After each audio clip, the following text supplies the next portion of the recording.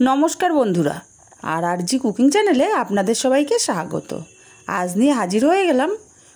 बाड़ीते आलू निये आसले किन्तु एई गरमे खूबই पचे जाच्छे सेई पचा आलुर दारुण मुखरोचक पाकोड़ा रेसिपि निये। तो चलुन शुरू करा जाक। देखुन आमार कतगुलो आलू पचे गेछे। एटा आमी आमार मायेर काछ थेके शिखेछिलाम। एखन आलूगुलोके आमी परिष्कार करे नेब। एतगुलो आलू फेले ना दिए किन्तु चायेर साथे बा भातेर साथेও दारुण लागे खेते। पचा अंशगुलो आमी सब फेले देब। এই आलू तरकारिर मধ্যে दिले सेদ্ধ होते चाय ना, गन्ध बेरोय। किन्तु एभाবে पाकोड़ा बानाले कोनो गन्ध बेरोय ना, खेतेও किन्तु दारुण लागे। के खेয়েছেন किन्तु कमेंट करे জানাবেন আমাকে। এইসব রেসিপিগুলো কিন্তু এখন পুরোপুরি বিলুপ্তর পথে। আমি পচা অংশগুলো ফেলে আলুগুলো পরিষ্কার করে নিচ্ছি।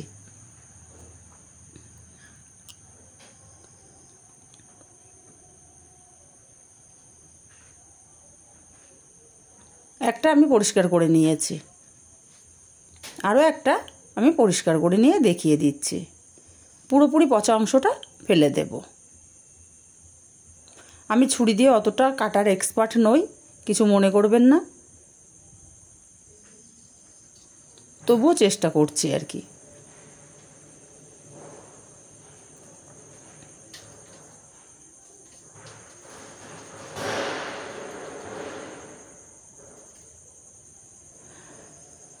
আর বাইরের কিছু আওয়াজ আসতে পারে, একটু অ্যাভয়েড করবেন প্লিজ। আলুগুলো সব জলে দিয়ে দেব পরিষ্কার করে করে। এবার খুব ভালো করে কষলে কষলে জল পাল্টে আলুগুলোকে আমি পরিষ্কার করে নেব বা ধুয়ে নেব। আলুগুলো ধুয়ে পরিষ্কার করে নিয়েছি। একটা গ্রেটার নিয়েছি, গ্রেট করে নেব। আমার মাকে দেখতাম শিলপাটায় বেটে নিত, এখন আর কেউ কষ্ট করতে চায় না, তাই আমি আলুগুলোকে গ্রেট করে নিচ্ছি।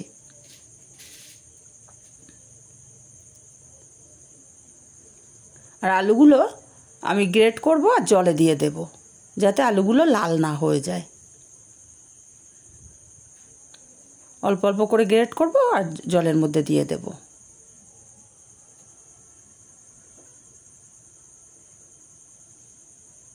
এইভাবে সব আলুগুলোকে আমি গ্রেট করে নেব।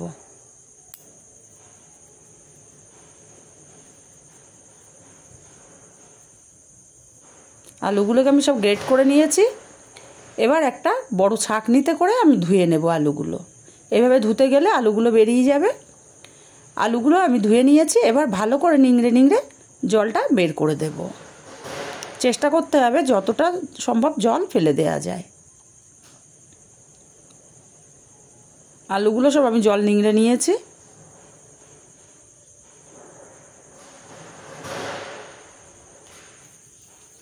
এবার এখানে দিয়ে দেব ঝালের জন্য কিছুটা কাঁচা লঙ্কা।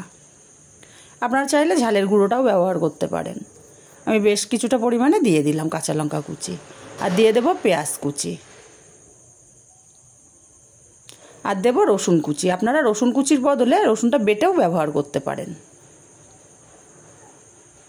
আর আপনারা চাইলে এখানে ধনেপাতা কুচি, গরম মশলা গুঁড়ো বা ম্যাগি মশলার গুঁড়োও ব্যবহার করতে পারেন, খেতে কিন্তু আরও বেশি টেস্ট হবে।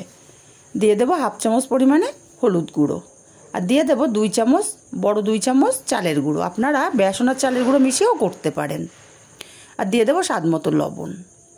আমি এখানে জলের ব্যবহার করব না, শুকনোই মেখে নেব। আলু আর পেঁয়াজের রসে কিন্তু সুন্দরভাবে এটা মাখা হয়ে যাবে। জল দিলে ব্যাটারটা নরম হয়ে যাবে, তাহলে পাকোড়াগুলো মুচমুচে হবে না। খুব সুন্দরভাবে আমি মেখে নিয়েছি। এবার এখান থেকে অল্প অল্প করে নেব আর পাকোড়ার শেপ দেব।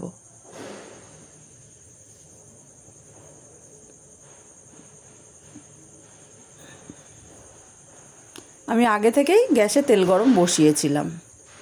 এবার এক একটা পাকোড়া আমি দিয়ে দেব তেলের মধ্যে। আর এই সময় ফ্লেমটা একদম লোতে রাখতে হবে। হাই হিটে দিলে কিন্তু পাকোড়াগুলো ওপর থেকে কালার চলে আসবে, ভেতরে ভাজা হবে না।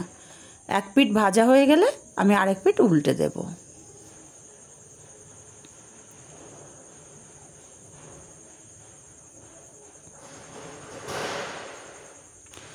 পাকোড়াগুলো আমি উল্টে পাল্টে বেশ সুন্দর কালার করে ভেজে নেব।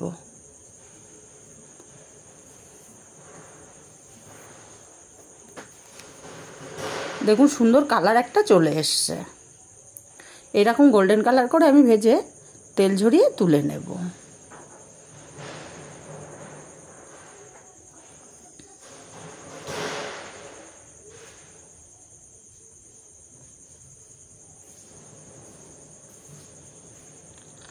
আর তৈরি হয়ে গেল আমার দারুণ স্বাদের পচা আলুর পাকোড়া রেসিপি।